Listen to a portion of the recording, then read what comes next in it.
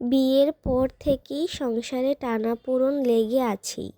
শাশুড়ি মনে করেন তার ছেলে বিয়ের পর বদলে গেছে। আগে যা কিছু মায়ের কথাই চলতো, এখন সব কিছুতেই বউর সিদ্ধান্ত। অন্যদিকে বউর অভিযোগ, এই সংসারে সে শুধুই একজন অতিথি, যার কোনো মতামতের দাম নেই।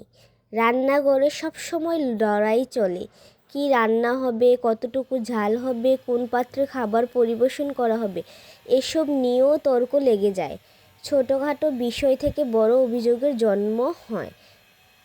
মাঝখানে স্বামী দিশেহারা হয়ে যায়। একদিকে মা, অন্যদিকে স্ত্রী, কাকে সামলাবে? দিনের পর দিন এই অশান্তি বাড়তে থাকে। শাশুড়ি মনে হয় বউ তাকে যথেষ্ট সম্মান দেয় না, আর বউ ভাবে এই বাড়িতে তাকে কেউ কখনো আপন করেই নেয়নি। কথায় কথায় তুলনা চলে। শাশুড়ি বলে, আমাদের সময় তো এমন হতো না, কিংবা তুমি তো আমাদের পরিবারকে বুঝতে চাও না। ছোটোখাটো ভুলগুলো বড় হয়ে ওঠে।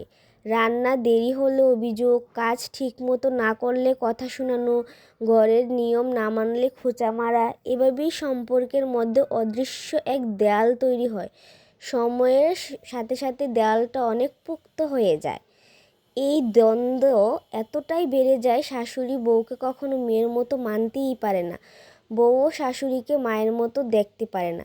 যদি শাশুড়ি বউকে মেয়ের মতো দেখতো, আর বউ যদি শাশুড়িকে মায়ের মতো দেখতো, তাহলে আর এই সমস্যা থাকতো না।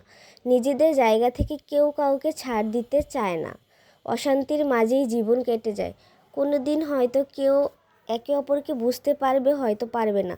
ততদিন পর্যন্ত এই সম্পর্ক রয়ে যাবে চাপা ক্ষোভ, অপমান আর মান অভিমানের মিশলে এক অদৃশ্য যুদ্ধ।